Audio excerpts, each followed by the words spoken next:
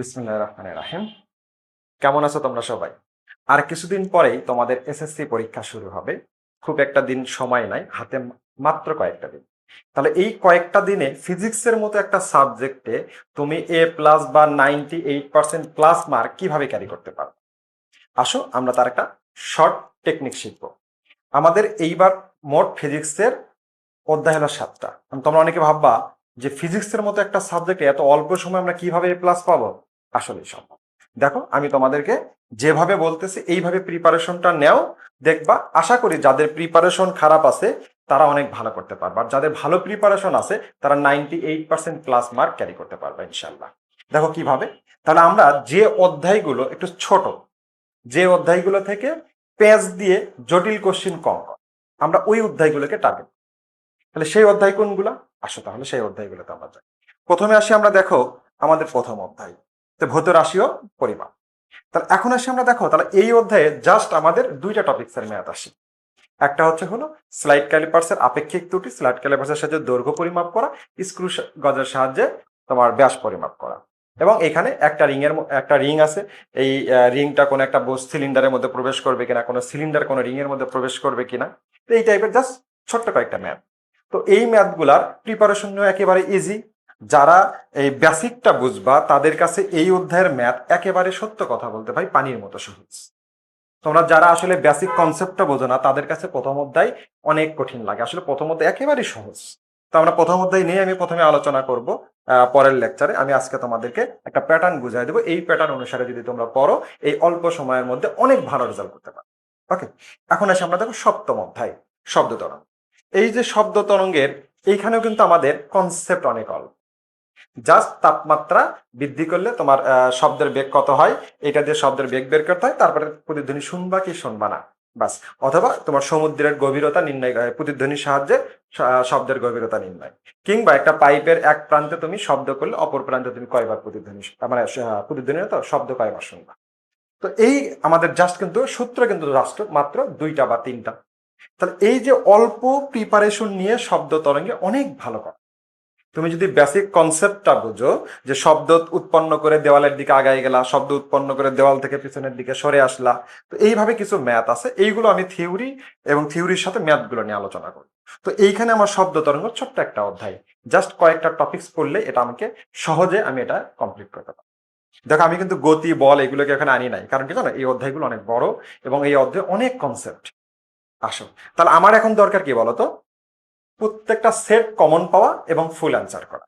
আমাকে এখন জানার বা শেখার এই সময়টা এখন আমার নাই। যে শিখছো সে শিখছো, যে শেখো নাই, যেটা শেখো নাই ওটাকে এখন অ্যাভয়েড করো। ওটাকে অ্যাভয়েড করে তুমি কোনটুকু শিখে এখন ভালো করতে পারবা তুমি সেই দিকে ফোকাস করো, কারণ তোমাকে ভালো রেজাল্ট, এক কথাই শেষ।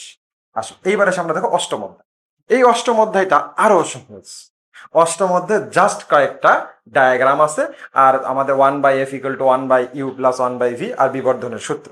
এর বাইরে তো তেমন কিছু নাই। এখানে আমাদের তোমাদের রশ্মি চিত্র অঙ্কন করতে হয়, সমতল দর্পণ বিভিন্ন অ্যাঙ্গেলে রেখে তোমার এই প্রতিফলিত আলোক রশ্মিগুলো কেমন হয়, সমতল দর্পণ তোমার এই প্রতিবিম্ব কেমন হয়, এবং আমাদের সম্পূর্ণ দৈর্ঘ্য দেখতে হলে আয়নার দৈর্ঘ্য কতটুকু হয়, এগুলো রশ্মি চিত্রের সাহায্যে আমাদের ব্যাখ্যা করতে হয়।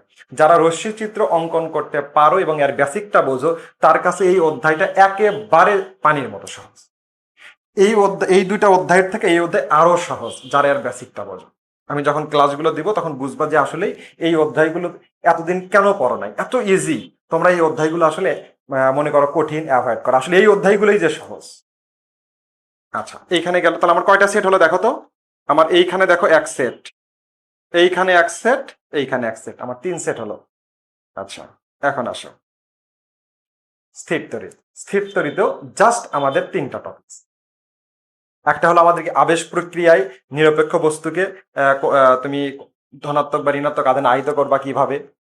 তারপরে তোমার আছে হলো এই কোথায় বস্তু রাখলে লব্ধি বল শূন্য হবে, লব্ধি প্রাবল্য শূন্য হবে, বিভব শূন্য হবে, এবং ধারকের সঞ্চিত শক্তি কত। জাস্ট এই 3-4টা টপিকস এইখানে আছে। তুমি যদি টপিক্সের বেসিক গুলা বোঝো এই অঙ্কগুলো একেবারে পানির মতো সহজ। যে অঙ্কগুলো বারবার দেখবা, একই অঙ্ক বারবার রিপিট হচ্ছে এই অধ্যায়ে স্থির তড়িতে। তাহলে এখন দেখো, তাহলে আমাদের এই স্থির তড়িতে একটা হলো, তাহলে মোট আমাদের কয় সেট আমরা পাইলাম কমন, দেখো তো 4 সেট কমন পাবো এই অধ্যায়গুলোতে। মানে মারাত্মক আকারে কঠিন করার মতো অঙ্ক টপিকস নাই তোমাদের 9-10। যার কারণে বইয়ের যে টপিকস গুলো আছে সবগুলো টপিক যদি তুমি পড়ো দেখবা ফুল কমন পাবে একদম। আমার কথা যদি বিশ্বাস না হয় পরীক্ষার হল থেকে বের হয়ে আমার কথাগুলো স্মরণ।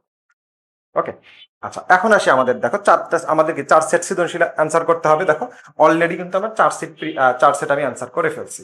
তো হঠাৎ বাই চান্স তুমি ভুলে যাইতে পারো বা কোনোভাবে এতদিন কঠিন করার সুযোগ হয় না, এবার মিরাক্কেলি কি হয়ে গেল, কঠিন হয়ে গেল।